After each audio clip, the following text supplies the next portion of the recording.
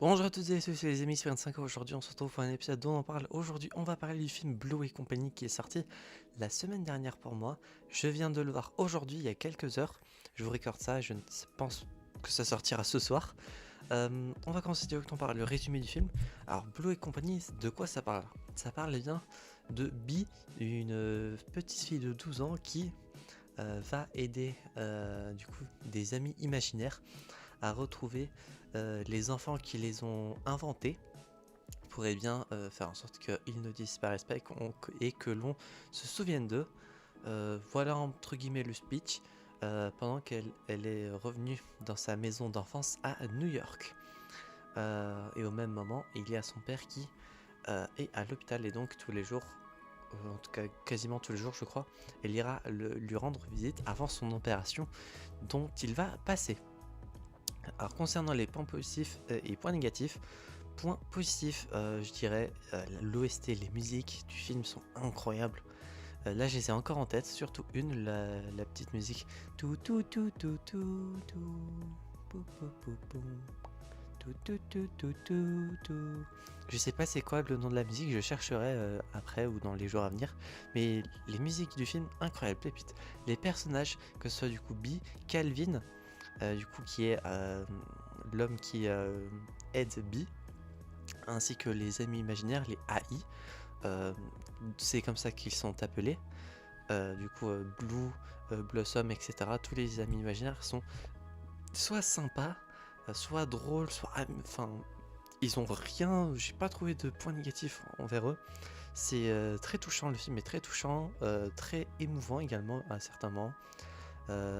Ça n'en a pas l'air, pardon, mais ça parle de sujets qui peuvent être très touchy pour certains, très durs pour d'autres, comme la mort, le sentiment d'oubli, enfin d'être oublié, l'abandon, la dépression, plein de trucs tristes, le temps qui passe, la vieillesse, l'amitié.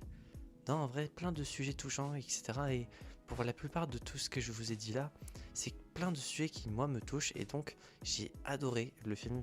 Et je vous avoue, de vous à moi, j'ai lâché pas mal de larmes à certains moments.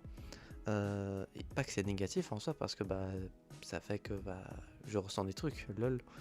Mais non, en vrai, j'ai adoré le film. Les personnages trop bien, les musiques trop bien. Je sais pas s'il va y avoir une suite un jour. En vrai, ça serait intéressant. Donc, si un jour il y a Blue et compagnie 2, ou en anglais, le nom du film anglais, enfin en anglais c'est If pour Imaginary Friends. Je sais pas pourquoi d'ailleurs ça n'a pas été gardé comme If. Blue et compagnie, ça donne, je pense, pas trop envie un peu au public adulte d'aller voir le film parce que vu comme ça peut faire paraître comme un film pour les enfants, mais alors que pas vraiment. Ça, c'est les messages apportés, c'est principalement pour les adultes. Et franchement, non, vraiment, le film, j'ai beaucoup apprécié. Les acteurs, alors, je suis pas allé voir le film pour les acteurs en vrai. S'il y a des acteurs que je connais, bah tant mieux. Mais non, là pour le coup, les acteurs très bien. Le scénario et le film en lui-même n'est pas compliqué à comprendre ou à regarder. Ça peut être un point négatif pour certains. Personnellement, je vois pas ça comme point négatif. Au contraire, ça a été même très appréciable. D'ailleurs, fun fact, j'ai été tout seul dans la salle de cinéma. Je suis allé voir le film, il était 13h15 en même temps. Et on est le 14 mai. D'ailleurs, je pensais que le film sortait cette semaine, alors que non, bah, le film est sorti la semaine dernière. Je me suis totalement trompé dans mon calendrier où je note les sorties de cinéma. Ah, peut-être que ça a changé depuis le moment où j'avais noté, mais ou bien j'avais mal noté, ce qui est aussi une possibilité. Du coup, voilà pour, pour Imaginary Friends, si techniquement pour Blue et compagnie. Pour la note sur 10, je vous avoue que en point négatif, j'ai rien trouvé. Le temps que je rentre chez moi, j'ai réfléchi un petit peu. Et pourquoi chercher le négatif dans quelque chose où il n'y en a pas vraiment.